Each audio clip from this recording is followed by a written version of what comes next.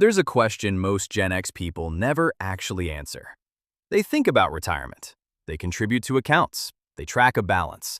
They picture a date, a place, a version of life that starts when work stops.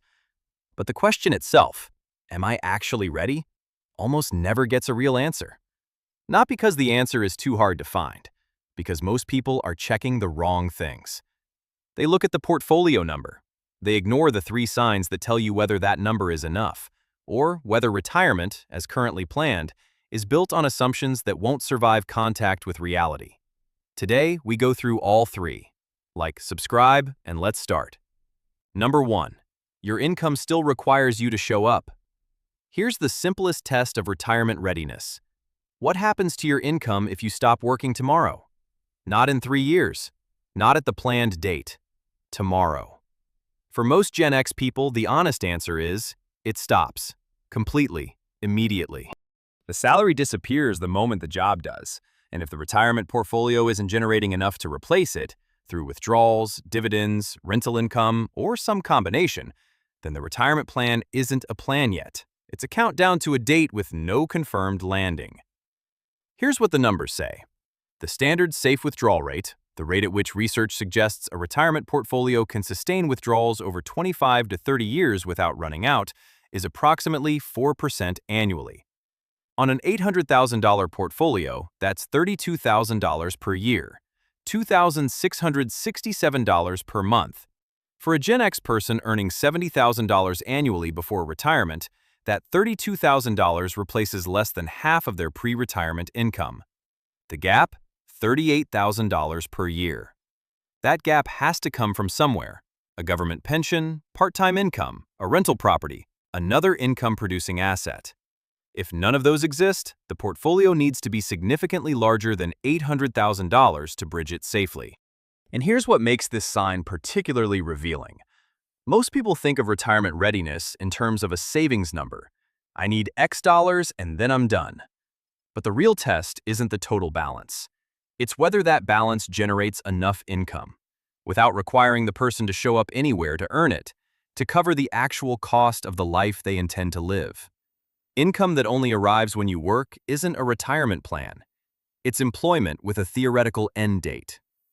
Passive income, from a portfolio generating sustainable withdrawals, from investments that pay dividends, from assets that produce rent, is what retirement actually runs on. And the gap between the income Gen X currently earns and the passive income their portfolios currently generate is the most important number most of them have never calculated. Calculate it today, not in 5 years, not when the date feels closer, now. Because the size of that gap tells you exactly how much work is still left, not in time, but in building, before retirement is genuinely possible as a financial state, rather than just a date on a calendar. Number 2, your monthly number is a guess. Ask most Gen X people how much they'll spend per month in retirement. Most give a number within about 3 seconds. $4,000, maybe $5,000. We don't need much. That number is almost certainly wrong, and it's wrong in a very specific direction. It's too low. And the gap between what people guess and what retirement actually costs is approximately $1,200 per month. Here's where the underestimate typically lives. Healthcare out-of-pocket costs, approximately $650 per month for someone in their mid to late 60s, accounting for premiums, co-payments, medications, dental, and vision. Most Gen X people either don't include this at all, assuming existing coverage continues unchanged, or dramatically underestimate it. Active retirement lifestyle, approximately $400 per month more than people budget. Early retirement, when health and energy are highest, tends to cost more than expected, not less. Travel happens. Grandchildren need things. Hobbies that were always someday suddenly have time and require investment. The first decade of retirement is almost always the most expensive decade, not the cheapest. Inflation adjustment, approximately $150 per month in year 1, growing with every passing year. A budget built around today's prices will be incorrect by year 3 and significantly incorrect by year 10. Total monthly underestimate, approximately $1,200. $1,200 per month. Across 20 years of retirement, that underestimate compounds into approximately $288,000 in unplanned spending, money that has to come from somewhere, most likely from a portfolio that was sized for a lower monthly draw. And here's what makes this sign so hard to catch before it matters. The guess feels reasonable. $4,000 a month feels like enough because it's more than some people spend today. It's based on current expenses, mentally adjusted for the costs that will disappear. The commute, the work lunches, the professional expenses. What it doesn't account for is everything that will appear in their place. Healthcare is the single largest addition. Active living is the second. Inflation is the third. None of them show up on the estimate. All of them show up on the bill. The monthly number isn't a detail. It's the foundation every other retirement calculation rests on. Get it wrong, even by $1,200, and the portfolio number that felt sufficient becomes the portfolio number that runs out early. Number 3. Your plan depends on everything going right. Here's the sign that's hardest to see, because it's not about what's in the plan, it's about what's missing from it.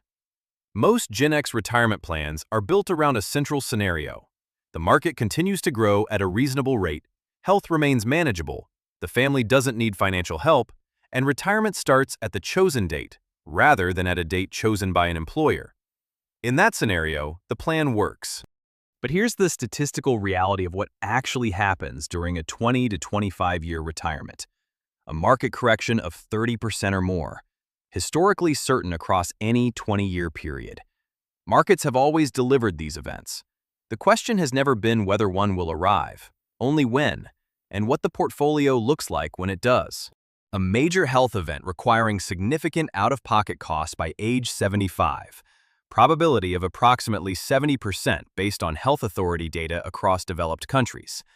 Not a catastrophic terminal diagnosis, just the normal, expensive reality of aging in a body that requires increasing maintenance. Providing financial support to adult children during retirement. Approximately 60% of Gen X parents do this. The support that was supposed to end when the children became independent often continues. Education debt, first home deposits, unexpected crises, drawing from retirement funds that were never sized to include it. A retirement that starts earlier than planned due to employer decisions, health changes, or family obligations. Research across multiple countries suggests approximately 40% of retirements begin before the person intended. The probability of at least one of these disrupting a retirement plan built with no margin, near certain. Not possible, not likely, near certain. And yet the plan has no buffer for any of them. Here's what buffer actually looks like in financial terms. A 2-year cash reserve, accessible outside the investment portfolio, not subject to market fluctuation, provides the ability to weather a market downturn without selling investments at a loss to cover living expenses. 2 years of $5,000 per month in expenses requires approximately $120,000 in accessible liquid savings. Most Gen X people heading toward retirement have a fraction of this. The portfolio is invested.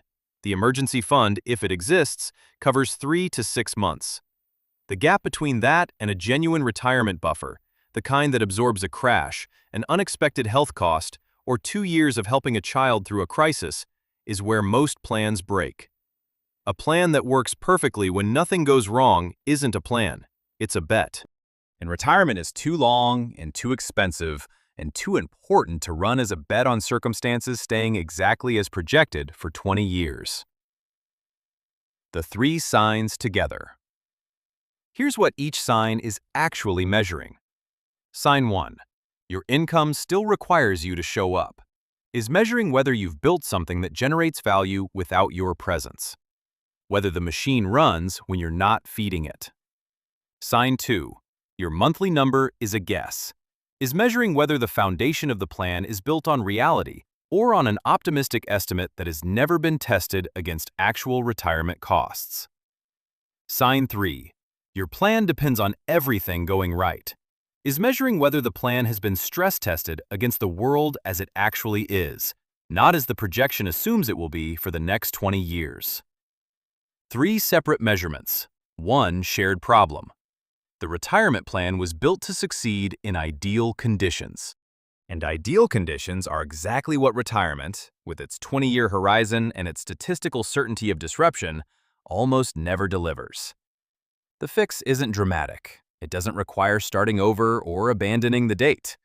It requires being honest about the three gaps: the income gap, the monthly number gap, and the margin gap, and addressing each one before the date arrives rather than discovering the problem after it does. Because the time to find out the plan isn't ready is not the first month of retirement. It's now. While the gaps can still be closed, while there's still time to build the income, correct the monthly number, and add the margin that turns a theoretical plan into one that can absorb what reality actually delivers. Give me your thoughts in the comments. I'll see you in the next video.